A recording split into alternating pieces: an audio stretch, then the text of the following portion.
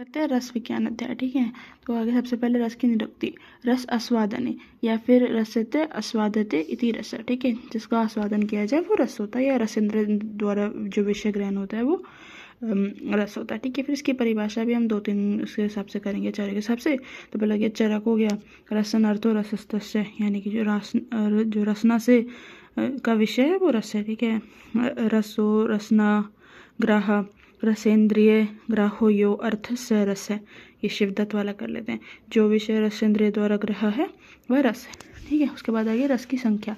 रस की संख्या तो आत्रपूर्णवशु ने 6 मानी है, और इसको चरक ने बोला है स्वादु अम्ल लवण कटु तिक्त कषाय, वाग्भट ने स्वादु अम्ल लवण तिक्त उष्ण कषाय, और द्रव्य गुण ने मधुर अम्ल लवण कटु तिक्त कषाय। ठीक है, अब आ जाती है संभाषा। ये संभाषा जो है चरक के सूत्र स्थान के 26 चैप्टर में आत्रेय भद्र काव्य अध्याय में वो लिखी है। ठीक है, तो ये कभी कभी आ जाता है, तो इसकी जो आचार्य हैं ये 9 लोग। ठीक है, इसमें से जो 8 हैं भद्र का ये धामार्भत, उसके लिए तो ये निमोनिक्स हैं कि भाई भद्र शाकुंत्य मोहित हुई हिरण पर कुमार वीरों ने धर पकड़ा। ठीक है, तो ऐसे ही भद्रकाव्य ने 1 माना था जल, उसका खंडन किया कि जल आधार है और रस आद्य है। शाकुंत्य ने छेदन उपशमनीय करके 2 माने, पर वो कर्म है। ठीक है, मौदगल ने छेदनीय उपशमनीय और साधारण माने, वो भी कर्म है और साधारण, तो उन दोनों को मिला के बनता है। और कौशिक हिरण्याक्ष ने 4 माने, स्वादुहित स्वादु अहित अस्वादुहित और अस्वादु अहित। ठीक है, और ये इसका खंडन किया कि ये जो है वो हित अहित के ऊपर है। तो और जो स्वादु अस्वादु है, ये दोनों जो है भक्त रुचि और द्वेष के ऊपर आधारित है, तो इसलिए इसको नहीं मान सकते। ठीक है, उसके बाद कमर्शियल भारद्वाज ने जो बोले उन्होंने 5 बोले तो महाभूतों के ऊपर, तो ये द्रव्य की भेद है, रस की नहीं, ऐसा बोला उन्होंने। बात करते हैं यहाँ पे। उसके बाद क्या है वायुर्वेद ने क्या बोला, 6 बताया, गुरु लघु स्निग्ध रुक्ष शीत उष्ण। फिर उन्होंने बोला ये गुण है, रस नहीं है। फिर वेदेही राजनेमी ने 7 बताए, जिसमें कि उन्होंने सार और बता दिया। तो उन्होंने बताया कि सार जो है द्रव्य नहीं है, वो अनेक रसों के युक्त होता है।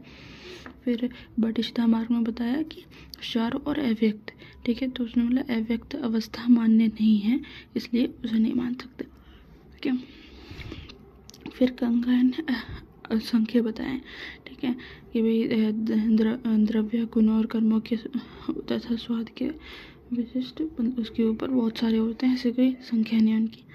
ठीक है, तो फिर उन्होंने बोला कि जैसे दोषों का संसर्ग जो है असंख्य होने पर भी दोष 3 होते हैं, उसी प्रकार संख्य होने पर भी उनके 6 ही माने जाएंगे। ठीक है, तो फिर पुनर्वसवाद उन्होंने 6 बोले। ठीक है, अम्ल लवण कटु तिक्त कषाय। ठीक है, रस का पंचभौतिक। तो रस का पंचभौतिक में क्या आता है, पंचभौतिक संगठन में पहले तो रसों की तो उत्पत्ति है वो पृथ्वी और जल महाभूत का में उत्पत्ति में आधार होते हैं दोनों। ठीक है, और उसकी निवृत्ति यानी कि विशेष ज्ञान में अग्नि वायु और आकाश जो है निमित्त होते हैं। ठीक है, और भी क्या बता रखा कि रस की जो योनि है वो जल है, इसका आधार जल और पृथ्वी या द्रव्य है, इसकी उत्पत्ति जल और पृथ्वी से हुई है, और इसका विशेष ज्ञान जो है वो आकाश वायु और अग्नि से हुआ। ठीक है, इसके बाद देते हैं इधर उनके महाभूतों के नाम पे। ठीक है, और मधुर जो है पृथ्वी और जल, अम्ल जो है पृथ्वी अग्नि, लवण जल और अग्नि, कटु वायु और अग्नि, तिक्त वायु और आकाश, कषाय वायु और पृथ्वी। ठीक है, इसको भी ऐसे भी याद कर सकते हैं। ये 5 लिख दिया, सेकंड में अग्नि वायु, जल आकाश, पृथ्वी। ठीक है, उसके बाद आ गया ऋतुओं के आधार पर रस उत्पत्ति। ठीक है, कि मतलब शिशिर में तिक्त उत्पन्न होता है, वसंत में कषाय, ग्रीष्म में कटु, वर्षा में अम्ल, शरद में लवण और हेमंत में मधुर। ठीक है, और इसकी निष्पत्ति का निर्धारण, पंचभौतिक निष्पत्ति का निर्धारण इसके कारण इसके तरह कर सकते हैं और इसके थ्रू कर सकते हैं। रसों मतलब वात पित्त कफ को बढ़ाने और समन और प्रकोपन के आधार पर कर सकते हैं। ठीक है, और हम इसके आधार पर कर सकते हैं उनके गुण और कर्म के आधार पर, जैसे कि मधुर का जो है कफ रस शुक्र की वृद्धि जो है वो जल महाभूत के कारण, और ये पित्त का ह्रास पृथ्वी महाभूत के कारण। अम्ल में कफ वर्धन हो रहा है पृथ्वी महाभूत के कारण, वात वर्धन और अग्निवर्धन हो रहा है अग्नि महाभूत के कारण। लवण रस में पित्तवर्धक और कफवर्धक हो रहा है अग्नि और जल महाभूत के कारण। कटु रस है तो उसमें वात पित्तवर्धन और अग्निवर्धक होता है, तो उसमें वायु और अग्नि महाभूत हो गए। तिक्त में आमजन्य रोगों को स्रोतोशोधक करता है, कफनाशक होता है, वातवर्धक होता है, तो इसमें आकाश और वायु महाभूत हो गए। कषाय में वातवर्धक पिच्छामक अहित अतिसार हर होता है, तो पृथ्वी और वायु महाभूत हो गए। ठीक है, अब इसमें और चीज़ बता रखी है कि जैसे कि वामक द्रव्य, ठीक है, जैसे कि संशोधन कर में भी रसों के पंचभौतिक का अनुमान किया जा सकता है। वामक कारक द्रव्य, ठीक है, तो अग्नि और वायु के प्रधानता वाले जो होते हैं वो ऊर्ध्वगति वाले होते हैं, तो ऊर्ध्वगति वाले होते हैं तो वो वामन कार्य में हेल्प करते हैं। और विरेचन वाले जल और पृथ्वी जो अधोगति वाले होते हैं, तो इसमें ये विरेचन वाले में पृथ्वी और जल महाभूत वाले द्रव्य होता है। और उभय तो भागहर जो है वो यानी वमन विवेचन क्रम में जो दोनों होते हैं वो मिश्रित के अनुमान, उनका अनुमान होता है। ठीक है, और फिर दूसरी चीज़ है आप्तोपदेश द्वारा, जो कि ये तो अनुमान द्वारा था, और आप्तोपदेश द्वारा कि जैसे भी उन्होंने बताया है, कुष्टिकारों ने ये बोला है कि उसकी जो है पहले से बता रखी थी उसकी, मतलब हम सिर्फ अनुमान से उसका प्रमाण द्वारा उसकी सिद्धि कर सकते हैं, बट वो पहले से आप्तोपदेश प्रमाण द्वारा बता रखा है। ठीक है, उसके बाद हम इसमें इसकी रसोत्पत्ति या निवृत्ति क्रम भी देख सकते हैं। अब जैसे हमें ये पता है कि आकाश से वायु, वायु से अग्नि, अग्नि से जल बना, ऐसे ही इसकी स्थिति हुई है और ऐसे इसका प्रलय होगा, मतलब उल्टा इसका प्रलय होगा। ठीक है, तो इसमें हम ये टेबल ये इसको ऐसे बना के याद कर सकते हैं कि जब आकाश, वायु, अग्नि, जल, पृथ्वी बन गया तो आकाश और वायु से तिक्त बना, जिससे कि वायु, ठीक है, वायु और अग्नि से कटु, जिससे कि पित्त होता है, और अग्नि जल से लवण, से कफ, जल और पृथ्वी से मधुर, से कफ, अग्नि और पृथ्वी से अम्ल, वायु और पृथ्वी से कषाय। इससे वो भी याद रहेगा, याद रहेगा। अब हम क्या करेंगे, ये क्लासिफिकेशन कंपैरिजन ऑफ सल्ट्रस in relative correlation with test and chemical constituent. Basically इनका कोरिलेशन जो है वो देखना है हमें। जैसे मधुर जो है वो कार्बोहाइड्रेट से कोरिलेट होता है, सौर जो है वो एसिड्स, मतलब अम्ल जो है वो एसिड से, लवण जो है सोडियम आयन और क्लोरीन आयन से, तिक्त जो है जिसको हम बिटर मानते हैं वो अल्कोहल हो गया, फिनोलिक एसिड, फिनॉल्स, ठीक है, और फ्लेवोन्स, फ्लेवोनॉइड, ग्लाइकोसाइड्स और वोलेटाइल ऑयल्स, हेपोनेंस, टैनिन्स, सिलिकोलॉइड्स जितने भी आते हैं। ठीक है, फिर जो कटु जिसको हम पंजेंट बोलते हैं वो हो गया कैप्सिसिन में, पेपरिन में, ठीक है, और कसाई जिसको हम एस्ट्रिंजेंट बोलते हैं वो फिनॉल में, फिनॉलिक एसिड में, ग्लाइकोसाइड्स में, टैनिन्स में।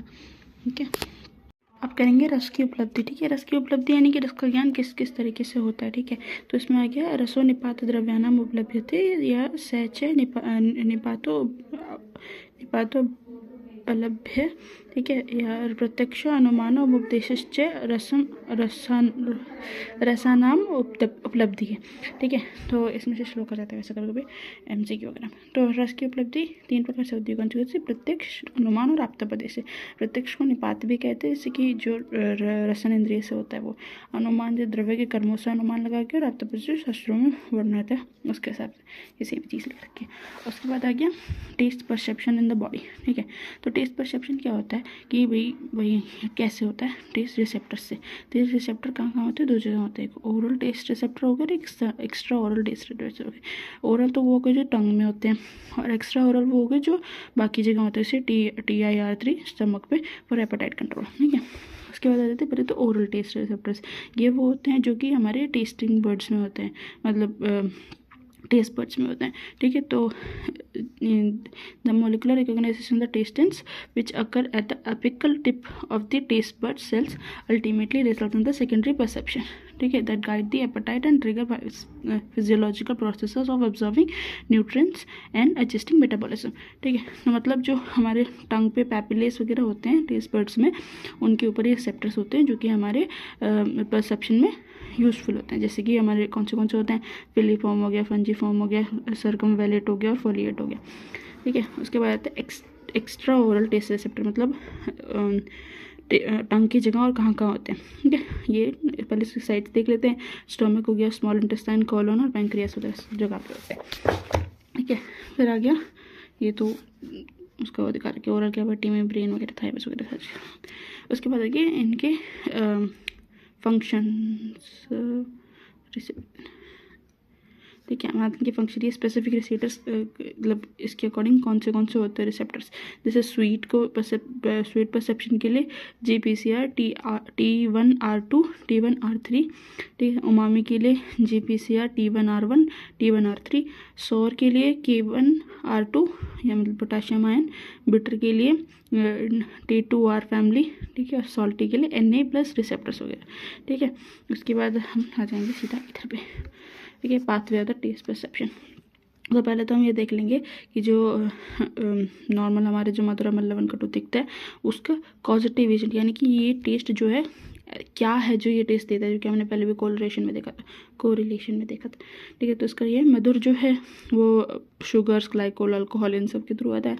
अम्ल जो है H+ आयंस के थ्रू की वजह से, लवण जो है Na+ कंसनट्रेशन की वजह से, कटु जो है long chain of organic substance contain nitrogen alkaloids. अब देखो टंग में हमारे एंटीरियर 1/3 पे फेशियल नर्व और पोस्टीरियर पे ग्लोसोफेरेंशियल और पोस्टीरियर 1/3 पे वेगस नर्व जो सप्लाई करती है। इन तीनों से जो परसेप्शन है वो जाता है हमारा posterior part of the nucleus tractus solitarius in medulla oblongata, याद रखेंगे, tractus solitarius in medulla oblongata. यहाँ से सेकंड ऑर्डर न्यूरॉन जाते हैं कहाँ पे, थैलेमस में। थैलेमस से थर्ड ऑर्डर न्यूरॉन कहाँ जाएंगे, पैराइटल कॉर्टेक्स में, जहाँ पे होता है सिल्वियन फिशर, यहाँ पे टेस्ट परसेप्शन हो जाता है। अब बात करेंगे अनुरस की। देखो कोई भी जो द्रव्य है ना उसे एक रस युक्त नहीं होता, ठीक है, उसमें एक रस नहीं होता, ठीक है, उसमें अनेक रस होते हैं क्योंकि वो सभी पांचों महाभूतों से बने होते हैं, तो इसलिए उसमें एक रस नहीं होता, उसमें अलग अलग रस होते हैं। तो जब कोई सूखा द्रव्य है जब जीवा के संयोग में होता है, मतलब जैसे हम उसको जीभ पर लगाया तब जो टेस्ट आता है वो तो होता है रस, ठीक है। तो वो उस वक्त पे जो जब उसके जीवा के संयोग से जो व्यक्त हो वो रस होता है, पर जब आर्द्र हो जाने के बाद में उसका जो रस प्रतीत होता है वो अनुरस होता है, ठीक है। मतलब जो जस्ट उसको जीभ पे लगाते ही देखा वो रस है और जीभ मतलब आर्द्र होने के बाद उसका अनुरस हो जाता है। तो इसमें डिफरेंस देख लेते हैं। जैसे रस जो होता है वो तो व्यक्त होता है, जैसे हरितकी का कसाय रस, और अनुरस जो होता है वो अव्यक्त होता है, जैसे हरितकी का मधुर अनुरस, ठीक है। और रस जो है शुष्क अवस्था में स्थायी होता है, ठीक है, यानी कि पीपली का कटु रस, और अनुरस जो है आर्द्र अवस्था में स्थायी होता है, पीपली का मधुर रस, ठीक है। और रस जो है आदि में प्रतीत होता है, सबसे मतलब स्टार्टिंग में कांजी तक्र का अम्ल रस, और अनुरस जो है अंत में प्रतीत होती है उसकी कांजी तक्र का तिक्त रस, ठीक है। फिर रस जो है द्रव्य में स्थित प्रधान महाभूतों से उत्पन्न होता है, उसमें जो प्रधान महाभूत होता है ना उसके अकॉर्डिंग रस होता है, और इसमें द्रव्य में जो स्थित गौण महाभूत हैं उनके अकॉर्डिंग अनुरस होता है। अब आगे रस का रूपांतरण, मतलब कि किस किस चीज़ों की वजह से जो है रस बदल सकता है। जैसे काल स्थिति, कुछ काल तक रखने के कारण रस बदल सकता है। एग्जाम्पल हो गया चावल या भात का मधुर रस होता है परंतु कुछ समय तक रखने से वह अम्ल रस युक्त हो जाता है। पात्र स्थिति, ये तो पता ही है कि उसको दूसरे पात्र में डाल देते हैं तो उसका रस बदलने के चांसेस होते हैं। जैसे कांस्य पात्र में अम्ल दधि को रखने से वह कटु रस हो जाता है। संयोग, अगर किसी द्रव्य विशेष के संयोग से जो है रस बदल जाता है, ठीक है। पाक, अग्नि पे उसका पाक करने से उसका रस बदल जाता है, ठीक है। आतप यानी धूप में सुखाने से बदल जाता है, जैसे क्या हो गया तांबुल जो कसाय रस होता है परंतु धूप में सुखाने से वो मधुर रस हो जाता है। भावना, ठीक है, किसी भी प्रकार की भावना देने पर, किसी भी द्रव्य विशेष के साथ उसको भावना देने से उसमें रूपांतर हो जाता है। देश यानी कि देश विशेष में उत्पन्न द्रव्यों के रस में भिन्नता होती है। जैसे कि एक ही प्रोडक्ट है, जैसे आंवला है, वो कहीं तो मधुर होता है, कहीं अम्ल होता है, कहीं पे कसाई प्रधान होता है। ठीक है। फिर काल, जैसे काल के प्रभाव से रस का रूपांतर होता है, पहले भी बोला है, पता नहीं ना दोबारा क्यों बोला, पर ठीक है। और परिणाम, परिणाम इज द्रव्य का रूपांतर होने पर उसका, हाँ मतलब द्रव्य बदलता है तो मतलब द्रव्य अगर किसी चीज़ में बदल गया है, जैसे दूध का दही बन गया तो उसका रस भी बदल जाता है। उपसर्ग, ठीक है, यानी कि जैसे ये बता रखा है इसमें कृमि वगैरह हो जाने से, जैसे इक्षु रस में कृमि लगने से उसमें तिक्तता या अम्लता उत्पन्न हो जाती है। ठीक है। उसके बाद आ गया विक्रिय, यानी कि कुछ विशिष्ट क्रियाओं से द्रव्य बदल जाता है। ठीक है। जैसे कटहल को हाथ से मलते हैं तो वो अम्ल हो जाता है। अब हम देखेंगे 6 और 6 के रसों के लक्षण। तो इसमें क्या है, हमें बेसिकली वो क्या करते हैं, वो कैसे होते हैं, वो उसके बारे में देखना, कुछ कुछ पॉइंट्स याद रखने। जैसे आ गया मधुर रस। मधुर क्या है, स्नेहन करता है, प्रीणन करता है, तर्पण करता है, इसीलिए हिंदी में भी कर सकते हैं। स्निग्धता उत्पन्न करता है, शरीर का तर्पण करता है, आनंद उत्पन्न करता है, मृदु होता है, मुख में मधुरता उत्पन्न करता है, शीघ्र फैल जाता है, लेप जैसा प्रतीति होती है, और मन, शरीर व मन की तुष्टि करता है, कफवर्धक होता है। ठीक है। इंद्रियों को प्रसन्न करता है, कीड़े मकोड़ों को भी प्रिय होता है, मक्खी को भी मधुर रस युक्त शरीर पर बैठती है मक्खियाँ भी। ठीक है। मन में प्रसन्नता उत्पन्न करता है। ठीक है। आ जाता है अम्ल रस। अम्ल रस क्या होता है, खट्टा होता है। तो खट्टा खाते ही जैसे दांत खट्टे हो जाते हैं। ठीक है। मुख से स्राव होता है। ठीक है। मुख के भीतर से, मुख को भीतर से धो डालना, बस बेसिकली वो है कि अगर उसका मुख पूरा, मुख से पूरा स्राव होने लग जाता है तो मुख को भीतर से धो डालता है। ठीक है। फिर देखने मात्र से रोमों में हर्ष उत्पन्न होता है। जैसे भाई नींबू का नाम भी ले लेते हैं तो एकदम से ऐसे हो जाता है वो। ठीक है। और आंखें तथा भौहें संकुचित हो जाती है, वही नींबू खा के देख लो। ठीक है। स्वेद उत्पन्न होता है, और भोज्य पदार्थ में सेवन की इच्छा उत्पन्न होती है। ठीक है। और पहले खाए हुए रस का प्रक्षालन हो जाता है, और जीवा को उत्तेजित करता है। ठीक है। उर्वा कंठ में दाह भी उत्पन्न करता है। फिर आता है लवण रस।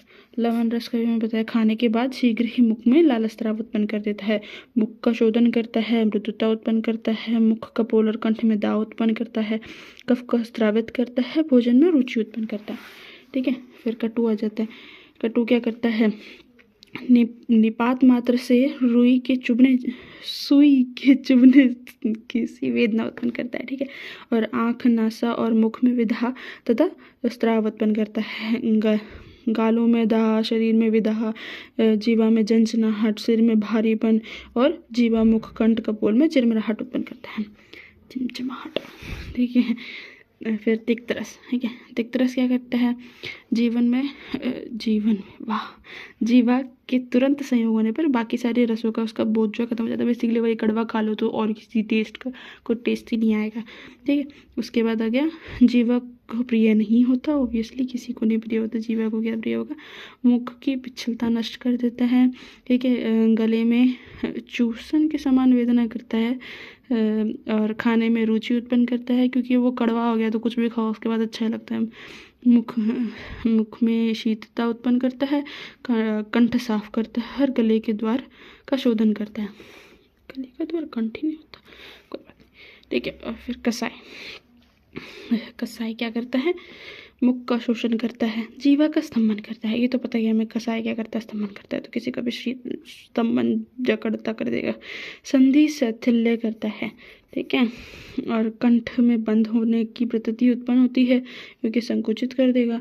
हृदय के दबने खींचने जैसे अनुभूति होती है। हृदय की अन्य रसों का, जीवा हृदय से जीवा के अन्य रसों का ज्ञान के प्राप्ति के लिए कुछ समय तक असमर्थ बना देता है जीवा को। मतलब ये तिक्त की तरह बाकी किसी भी रस का बोध नहीं हो पाता। फिर कंठ और स्रोतों को अवरुद्ध करना, और क्लेदक कफ को गाढ़ा करना। ये हो गए इनके लक्षण। पढ़ेंगे गुण। ठीक है। तो गुण इन्होंने इसमें बहुत आराम से दे रखे हैं कि गुरुवादी इन्होंने 6 के अकॉर्डिंग बताया हुआ है, रुक्ष, स्निग्ध, और अपना शीत उष्ण, और गुरूल और लघु। ठीक है। तो सबसे पहले देख लेते हैं अपने रुक्ष और स्निग्ध। ठीक है। ठीक है। तो सुश्रुत ने तो मधुर अमल लवन स्निग्ध माने, कटु तिक्त कषाय रुक्ष माने, और चरक ने स्निग्धतम, स्निग्धतर, स्निग्ध, स्निग्धतर, रुक्ष और रुक्षतम, ठीक है, ठीक है। और उष्ण और शीत में सुश्रुत ने मधुर को शीत, अम्ल को उष्ण, लवण को उष्ण, कटु को उष्ण, तिक्त और कषाय को शीत। तो बेसिकली शीत उष्ण, 2 बार उष्ण 2 बार शीत, ठीक है। और चरक ने वही शीततर उष्णतर, पहले ऊपर वाले 2 तरतर हो गए, ठीक है, शीत और उष्ण। फिर उष्णतम, उष्ण, शीत, शीततम, ठीक है। उसके बाद आ गया गुरु लघु। गुरु लघु में थोड़ा सा डिफरेंस है। सुश्रुत ने मधुर अमल लवन गुरु माने हैं, कटु तिक्त कषाय लघु माने, पर चरक ने अमल को लघु माना है और कषाय को गुरुतर माना है, ठीक है। तो कटु हो गया लघुतर, ये हो गया गुरुतर, ये लघुतम, मधुर लघु गुरुतम, और लवन और कटु ये हो गया। ये अगर ये लवन जो है गुरु होता है, लघु कटु जो है लघु, ठीक है। उसके बाद रसों का वीर्य, शीत वीर्य वाले तिक्त कषाय मधुर होते हैं, उष्ण वीर्य वाले कटु अमल और लवन होते हैं। विपाक, विपाक का तो हमने ये त्रिविध विपाक को बाद में पढ़ेंगे, ये वाला श्लोक, ठीक है। तो कटु तिक्त कषाय न विपाक प्राशय कटु अम्लो अम्लम पच्यते स्वादुर अम्ल स्वादुर मधुरम लवनश्च तथा, ठीक है। तो मतलब क्या बोल रखा है उसने, ये कटु तिक्त कषाय का तो कटु विपाक हो गया, अम्ल का अम्ल हो गया, और मधुर विपाक में मधुर और लवन का हो गया। अब आ जाता है रस के कर्म, ठीक है, 60 रसों के कर्म। तो आगे सबसे पहले तो मधुर, तो इसमें से कुछ याद कर लेंगे। जैसे मधुर जो है षडेंद्रिय प्रसादन करता है, मेध्य होता है, दर्पण होता है, ये पहले पढ़ा था। कृमि कारक होता है, कृमि को उत्पन्न करता है, रक्तवर्धक होता है, स्तन्यवर्धक होता है, बेसिकली सब कुछ वर्धक होता है, ठीक है। शुक्रवर्धक होता है, मूत्रल होता है, ठीक है, त्वच्य होता है, केश्य होता है, दास शामक होता है, अम्ल, ठीक है। मन प्रसादक होता है, दीपन पाचन करता है, वायु का निग्रहण करता है, लाला स्त्राव करता है, हृदय का तर्पण करता है, रक्त पित्त कारक होता है, ठीक है। शुक्र घन होता है, ठीक है, हाँ, मूत्रल होता है, वृंगन करता है। और उसके बाद आ गया लवण रस, ठीक है, दीपन पाचन क्लेदन करता है, शुक्र घन होता है,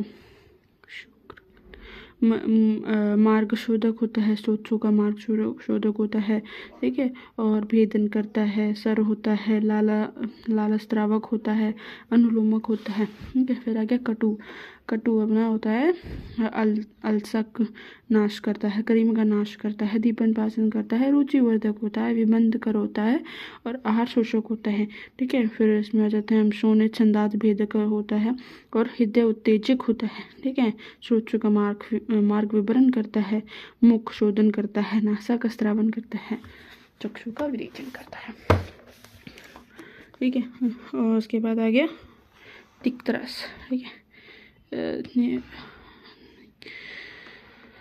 देखिए तिक्त रस क्या करता है, मूर्छा नाशक होता है, मेध्य होता है, स्वयं अरोचक होता है परंतु अरुचि का नाशक करता है, ठीक है, नाश करता है, दीपन पाचन होता है, कृमिघ्न होता है, स्रोतों के शोधन करता है, कफ नाशक होता है, दाह कंडू कुष्ठ कोठ शामक होता है, ठीक है, अवृश्य होता है, बट ये ठीक है, सन्य शोधक होता है। कषाय, कषाय क्या होता है, कषाय जो होता है पूरी स्तंभक होता है, पित्त शमन करता है, अग्नि मंदक होता है, अग्नि को मांद करता है, ठीक है, हृदय पीड़न करता है, रक्त स्तंभक होता है, रक्त पित्त नाश शामक होता है, ठीक है, और कफग्न होता है, व्रण का पीड़न करता है, ठीक है ना, लेखन करता है, प्रीणन करता है, ठीक है। तो ये हो गए इनके वैसे कर्म। अब आ जाते हैं इनके दोष के कर्म, ठीक है। तो दोष के कर्म हमने पहले भी देख रखे हैं, मधुर अमल लवन जो है वात का शमन करते हैं, कफ का कोपन करते हैं, कटु तिक्त कषाय वात का कोपन करते हैं, कफ का शमन करते हैं, और पित्त में अमल लवन कटु जो है पित्त का कोपन करते हैं, और तिक्त कषाय मधुर जो है पित्त का शमन करते हैं। पहले तो धातु कर्म, धातु कर्म में सबसे पहले ना इसको ऐसे याद कर लेंगे, मधुर तो सबकी वृद्धि करता है, अम्ल जो है सिर्फ शुक्र का क्षय करता है, और लवण जो है सबका क्षय करता है। वह जाती है नीचे वाली टेबल, इसमें क्या है, रस रक्त का सेम है, क्षय शोषण, और मेद और मज्जा का सेम है, क्षय शोषण शोषण, क्षय शोषण शोषण, और अस्थि और शुक्र का सारा क्षय है, ठीक है। और एक मांस का है लेखन लेखन लेखन, ठीक है। तो क्षय क्षय शोषण, क्षय क्षय शोषण, लेखन लेखन लेखन, क्षय शोषण शोषण, क्षय क्षय क्षय, क्षय शोषण शोषण, क्षय क्षय क्षय, ये रख लिया मैंने तो, ठीक है।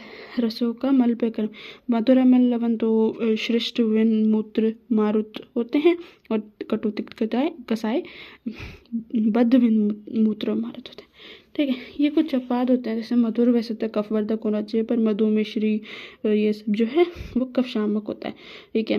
और अम्ल जो है पित्तवर्धक होता है, पर दाड़िम और अम्लक जो है इसके अपवाद हैं। ऐसे ही लवण पित्तवर्धक होता है, नेत्रों के लिए हानिकारक होता है, पर सेंधव नहीं होता। कटु वातवर्धक होता है, शुक्रनाशक होता है, पर शुंठी पीपली रसों जो है अच्छे होते हैं। तिक्त जो है वातवर्धक होता है, शुक्रनाशक होता है, पर गुरुचि पटोल और वेताम्र पता नहीं क्या है, मैं गलत बता रही हूँ, वटेवर। कसाय जो है शीत और स्तंभन करता है, बट अब हरित की इसका अपवाद है।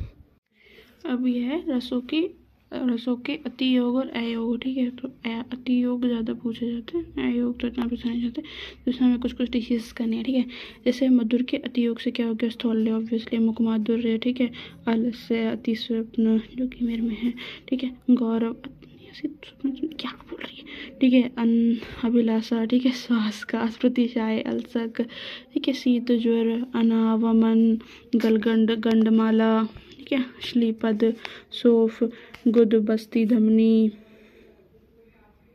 गल में लेप आदि रोग, ठीक है, मतलब लेप की तरह से महसूस होता है।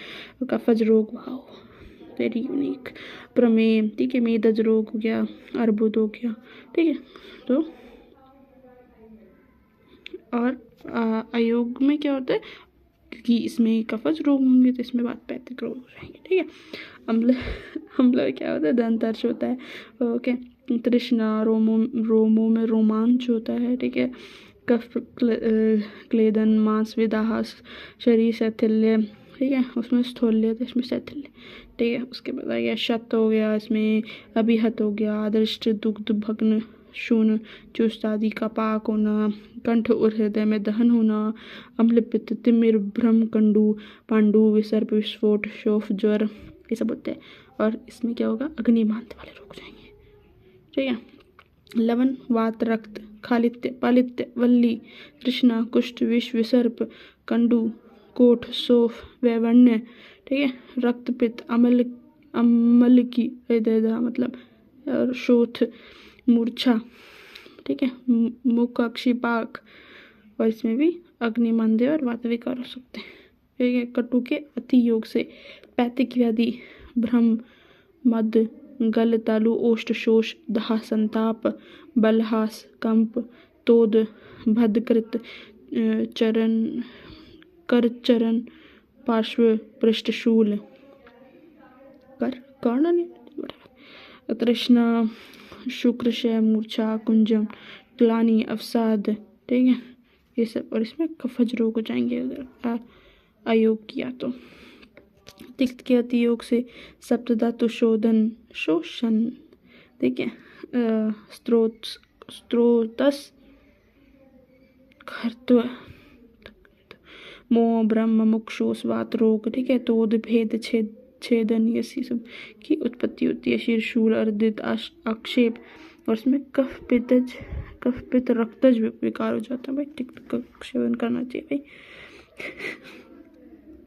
कसाय, ठीक है, कसाय के अति योग से क्या हो रहा है, मुक्षोष हो रहा है, हृदय पीड़न, आद्यमान, जरा उत्पत्ति, ओ बूढ़े हो जाते हैं, ओके। ग्लानि, कर्षण, तृष्णा, स्तंभन, पक्षघात, अनुग्रह, अपतानक, अर्दित, वातविकार, विष्टम्भी, क्या विष्टम्भ, हित पीड़ा, मन स्तंभ, गात्र स्रुफन, चुमचुमायन, ओके, आकुंजन, चुमचुमायन, वटेवर। और इसमें पित्त का कफ पित्तज रोग हो गए, ठीक है। अब आ जाते हैं एक और टॉपिक है अपने पास, औषध में रसों का प्रयोग, ठीक है। तो उसको ये है बेसिकली कौन सी व्याधि में किस तरीके से यूज़ करना चाहिए। जैसे हमें पता है वात के समन के लिए कौन से होते हैं, मधुर, अमल, लवण। तो पहले लवण का देना चाहिए, फिर अम्ल को, फिर मधुर को, बेसिकली उल्टा कर दिया, ठीक है। उसके बाद 35 व्याधि में क्या है, पहले तिक्त देंगे, फिर मधुर, फिर कसाय। तो ऐसे तिक्त कसाय के बीच में मधुर आ गया, ठीक है। और कफज में कटु तिक्त कषाय लाइन वाइज, ठीक है। और इसकी अगर वो देखने की क्यों, तो पहले तो देखते हैं लवन क्यों देंगे, क्योंकि वो प्रक्लेदी जो धर्म से वायु को बंद करके और उष्णता से उसकी शीतलता को और गुरुता की उसकी लघुता को नाश कर देगा, ठीक है। फिर अम्ल रस जो है वो अपने तीक्ष्ण उष्ण गुण से स्रोत विशोधन करके स्निग्ध उष्ण गुण से विमार्ग गमन हुई वायु का अनुलोमन कर देगा, ठीक है। पहले शांत किया, फिर विमार्ग गमन हुई का अनुलोमन कर लिया। फिर मधुर रस अपने गुरु पिच्छल एवं स्निग्ध गुणों से वायु के लघु विषद और रुक्ष गुण का कम करता हुआ वायु को शमन कर देगा, क्योंकि मधुर तो एकदम कम्प्लीटली अपोजिट होता है, तो पुत्र के शामिल कर देगा। फिर पित्त में हो गया, तिक्त हो गया। सबसे पहले वो शीतता की उष्णता उत्तमता को बढ़ाते हुए तिक्त रस अम्ल पित्त का शीघ्र ही परिपाक कर देता है। फिर मधुर रस के शीत गुरु और स्निग्ध और माधुर्य गुण से पक्व पित्त का शमन हो जाता है। और कसाय रस अपने रुक्ष एवं शोषण गुण से पित्त के द्रवत्व को शोषण करके पित्त का शमन कर देता है, ठीक है।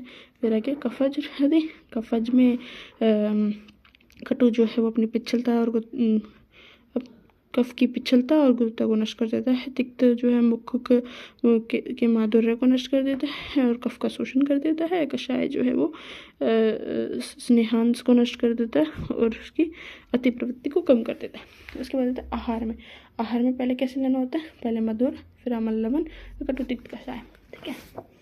ऐसे लेना चाहिए, पहले मधुर ले लिया, फिर अम्ल लवण, फिर कटु तिक्त कषाय। और इसमें ये होता है कि अगर अरुचि या अग्निमांद्य होता है ना, तो उसमें हमें पहले पूर्व में लवण या फिर कटुरस यानी कि अदरक वगैरह लेनी होती है। क्यों लेनी होती है, अग्नि संदीपन भक्त रुचि जीवा कंठ और विशोधन करता है, तो उसके लिए हमें लेनी होती है अगर अरुचि और अग्निमांद अगर होते हैं। उसके बाद आ गया रस भेद विकल्प, ठीक है। बेसिकली ये बताया हुआ है कि अंश कल्पना से दोष भेद होते हैं 63, और रस रक्त आदि धातु और मल मिलाने से असंख्य हो जाते हैं। और अंश कल्पना से रस के भेद कितने होते हैं 63 प्लस अनुरस आदि, तो असंख्य, ठीक है। तो बेसिकली ये है कि ये 63 जो अपने पास हैं ये लिखने हैं। बेसिकली एक रसयुक्त भेद 6 होते हैं, 2 रस 15, 3 रस 20, 4 15, 5 6 और 1 6, ठीक है। तो 1 2 3 4 5 6 लिख दिया, 6 वाले के आगे 1 लिख दिया, फिर 6 6 15 15 20, ठीक है। तो ये खुद से बना लेंगे। कहते हैं रस प्रधान है कि मतलब रस की प्रधान होता है भाई। तो अधिकार सबसे पहले जो प्राणों का आधार जो है वो आहार होता है, और आहार षड रसों के अधीन होता है, ठीक है। इसलिए चिकित्सा में भी रस को ही अधीन बोला, चिकित्सा भी, औषधियाँ भी, ठीक है। फिर उपदेश के शास्त्रों में द्वारा भी दोष शाम्य का निर्देश दिया गया है रस द्वारा, ठीक है। फिर अनुमान, रस के द्वारा कर्मों द्रव्य के कर्मों का अनुमान किया जाता है, ठीक है। फिर हो गया आगम यानी कि ऋषि वगैरह जो शास्त्र हैं उनमें भी द्रव्यों का निर्देश रसवाचक है कि जैसे यज्ञ के लिए कुछ मधुर लाओ, ठीक है। उपसंहार, ठीक है, यानी कि किसी द्रव्य का उपसंहार किया जाता है, जैसे कि उसका डिवीजन बेसिकली वो रस के द्वारा किया जा सकता है, जैसे मधुर स्कंद के द्रव्यों का, ठीक है। फिर आगे व्यापत्ति निमित्तता, यानी कि रस की विकृति से ही द्रव्य की विकृति भी होती है। उपदेश, ठीक है, यानी कि रस से द्रव्य विशेष, हाँ वही मतलब वही वाली बात होगी। मधुर वचन, द्रव्य की विशेषता, वाचन मधुरवाचक, ठीक, पता नहीं क्या, ठीक है। अनेक विशेषत्व, ठीक है, यानी कि रस के अनेक रस के विषय वस्तु द्रव्य अनेक होते हैं, ऐसे ही यथा मधुर स्कंद में अनेक द्रव्य बने होते हैं, ठीक है। प्रवृत्ति निमित्तता, यानी कि आहार द्रव्य की जो रुचि है वो या प्रवृत्ति उत्पन्न करने के लिए रसी प्रधान होता है। आशु कारित्व, यानी कि सबसे रस का कर्म जो है जीवा के साथ द्रव्य का संयोग होते ही हो जाता है, ठीक है। और फिर गुण व्यपदेश, यानी कि वीर्य विपाक आदि का जो निर्धारण है वो रस के आधार पर ही होता है, अतः रस प्रधान है।